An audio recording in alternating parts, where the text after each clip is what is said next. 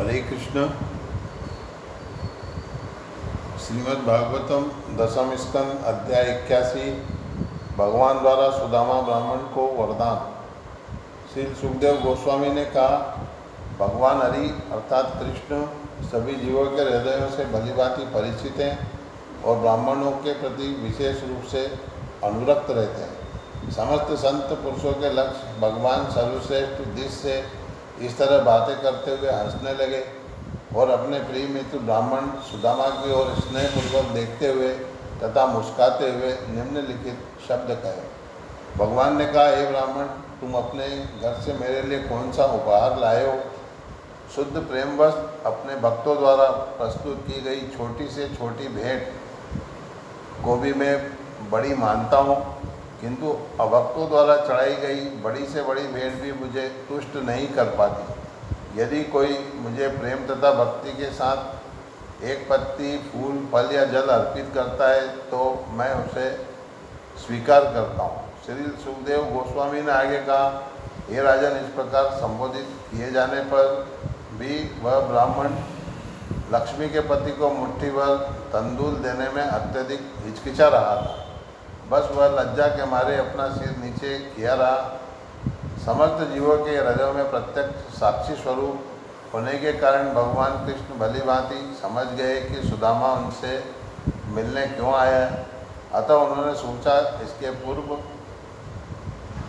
मेरे मित्र ने कभी भी भौतिक ऐश्वर्य की इच्छा से मेरी पूजा नहीं की है, किंतु अब वह अपनी सती तथा पति परायणा पत्नी को संतुष्ट करने के लिए मेरे पास आया है। मैं उसे वह संपदा प्रदान करूंगा जो देवताओं के द्वारा अलभ्य है। इस प्रकार सोचते हुए भगवान ने ब्राह्मण के वस्त्र में से कपड़े के पुराने टुकड़े में बंधे तंदूर के दानों को छीन लिया और कह उठे, यह क्या है? हे मित्र, क्या इसे मेरे लिए लाए हो? इससे मुझे बहुत खुशी हो रही है। निस्संदेह तंदूर के ये थोड़े से दाने न केवल मुझे अपितु सारे ब्रह्मांड को तुष्ट करने वाले हैं। यह कहकर भगवान ने एक मुट्ठी खाई और दूसरी मुट्ठी खाने ही वाले थे कि पतिपरायणा देवी रुक्मणी ने उनका हाथ पकड़ लिया। महारानी रुक्मणी ने कहा, हे ब्रह्मांड के आत्मा, इस जगत में तथा अगले जगत में सभी प्रकार की प्रभुत्व संपदा दिलाने के लिए यह पर्याप्त है। आखिर किसी की समृद्धि आपकी तुष्टि पर ही तो निर्भर है। श्री सुखदेव गोस्वामी ने आगे कहा, उस ब्राह्मण ने जी भर कर खाने पीने के बाद रात्रि भगवान अच्युत के महल में बिताई। उसे ऐसा अनुभव हुआ मानो वह वैकुंठ लोक में आ गया हो। अगले दिन ब्रह्मांड के पालन करता आत्माराम भगवान कृष्ण द्वारा सम्मानित होकर सुदामा घर के लिए चल पड़ा। हे राजन, वह ब्राह्मण मार्ग पर चलते हुए अत्यधिक हर्षित था। यद्यपि सुदामा को बाह्य रूप से भगवान कृष्ण से कोई धन प्राप्त नहीं हुआ था, फिर भी वह अपनी ओर से कुछ भी मांगने में अत्यधिक सकुचा रहा था। भगवान के दर्शन पाकर वह पूर्ण संतुष्ट होकर लौटा। सुदामा ने सोचा, भगवान कृष्ण ब्राह्मण भक्त के रूप में विख्यात हैं और अब मैंने स्वयं इस भक्ति को देख लिया है। निस्संदेह लक्ष्मी जी को अपने वक्ष स्थल पर धारण करने वाले उन्होंने सबसे दरिद्र भिखारी का आलिंगन किया। मैं कौन हूँ? एक पापी निर्धन ब्राह्मण। और कृष्ण कौन है? भगवान छह ऐश्वर्यों से पूर्ण। तो भी उन्होंने अपनी दोनों भुजाओं से मेरा आलिंगन किया है। उन्होंने मेरे साथ अपने भाइयों जैसा बर्ताव किया, अपनी प्रियतमा के पलंग पर बैठाया और चूँकि मैं थका हुआ था इसलिए स्वयं उनकी रानी ने चामर से मुझ पर पंखा जला। यद्यपि वे समस्त देवताओं के स्वामी हैं और समस्त हरे कृष्णा और समस्त ब्राह्मणों के पूज्य हैं, फिर भी उन्होंने मेरे पाँवों की मालिश करके तथा अन्य विनीत शुश्रूषाओं द्वारा मेरी इस तरह पूजा की मानो मैं ही देवता हूँ। मनुष्य स्वर्ग में, मोक्ष में, रसातल में तथा इस पृथ्वी पर जितनी भी सिद्धियाँ प्राप्त कर सकता है उसका आधारभूत कारण उनके चरण कमलों की भक्ति है। यह सोचकर कि यदि यह निर्धन बेचारा सहसा धनी हो जाएगा तो वह मदमस्त करने वाले सुख में मुझे भूल जाएगा। दयालु भगवान ने मुझे रंच मात्र भी धन नहीं दिया।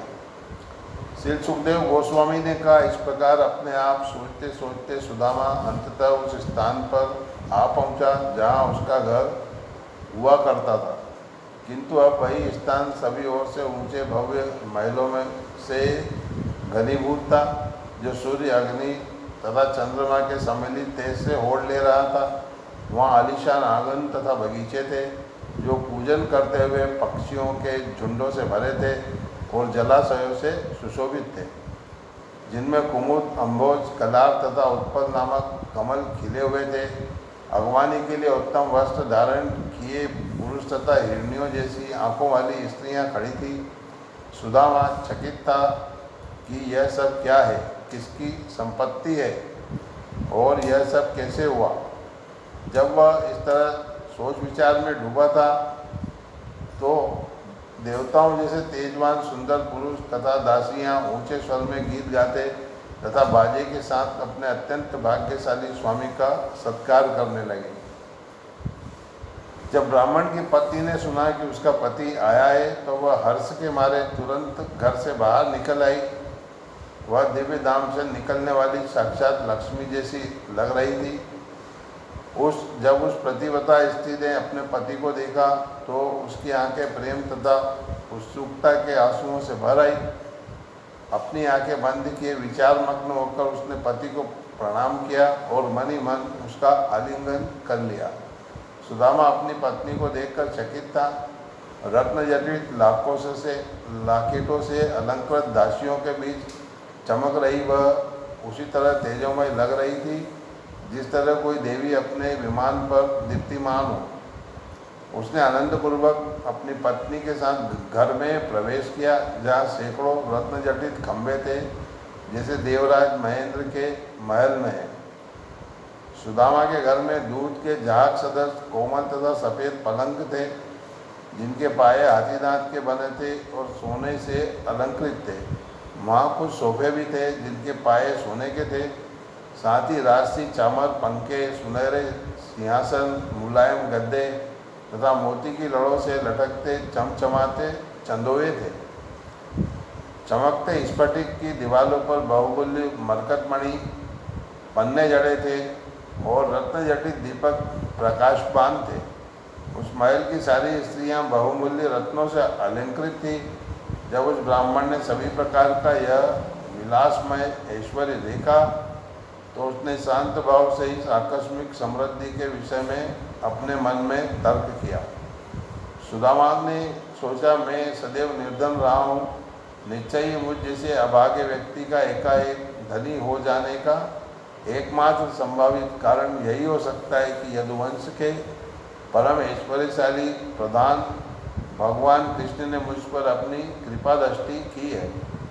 आखिर मेरे मित्र कृष्ण ने यह जान लिया कि मैं उनसे कुछ मांगना चाहता था और जब मैं उनके समक्ष खड़ा था तो उन्होंने मेरे बिना कहे मांगे ही मुझे प्रचुर संपदा प्रदान कर वर्षा वाले बादलों जैसा कार्य किया है। भगवान अपने बड़े से बड़े वर को भी तुच्छ मानते हैं, जबकि अपने शुभचिंतक भक्त द्वारा की गई तुच्छ सेवा को भी बहुत बड़ा कर देते। इस तरह परमात्मा ने मेरे द्वारा लाए गए एक मुट्ठी तंदूर को सहर्ष से स्वीकार कर लिया। समस्त दिव्य गुणों के परम दयामय आगार भगवान की मैं जन्म जन्मांतर प्रेम मित्रता के साथ उनकी सेवा करूं और उनमें अन्य भक्तों जैसी ही दृढ़ अनुरक्ति उत्पन्न करूं। जिस भक्त में आध्यात्मिक अंतर्दृष्टि समझ नहीं होती उसे भगवान कभी भी इस जगत का विचित्र ऐश्वर्य, राजसी शक्ति तथा भौतिक संपत्ति नहीं सौंपते। दरअसल अपने अथाह ज्ञान से अजन्मा भगवान भलीभांति जानते हैं कि किस तरह गर्व का नशा किसी धनी का पतन कर सकता है।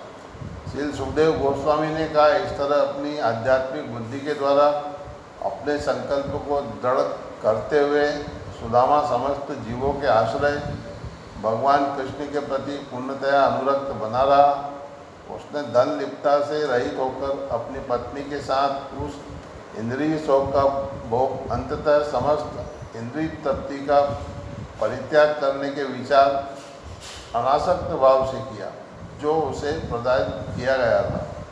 भगवान हरि समस्त ईश्वरों के ईश्वर, समस्त यज्ञों के स्वामी तथा सृष्टि के परम शासक हैं, लेकिन वे संत ब्राह्मणों को अपना स्वामी मानते हैं, अतः उनसे बढ़कर कोई अन्य देव नहीं रह जाता। इस तरह यह देखते हुए कि अजय भगवान किस प्रकार से अपने दासों द्वारा जीत लिए जाते हैं, भगवान के प्रिय ब्राह्मण मित्र को अनुभव हुआ कि उसके हृदय में भौतिक आसक्ति की जो ग्रंथियाँ शेष रह गई थी वे भगवान के निरंतर ध्यान के बल पर कट गई हैं। उसने अल्पकाल में भगवान कृष्ण का परम धाम प्राप्त किया जो महान संतों का गंतव्य है। भगवान सदैव ही ब्राह्मणों के प्रति विशेष कृपा दर्शाते हैं। जो भी ब्राह्मणों के प्रति भगवान की दया के इस विवरण को सुनेगा उसमें भगवत प्रेम उत्पन्न होगा और इस तरह वह भौतिक कर्म के बंधन से छूट जाएगा। इस प्रकार श्रीमद् भागवतम दशम स्कंद अध्याय 81 भगवान द्वारा सुदामा ब्राह्मण को वरदान नामक अध्याय के भक्ति वेदांत श्लोकार्थ पूर्ण हुए। हरे कृष्ण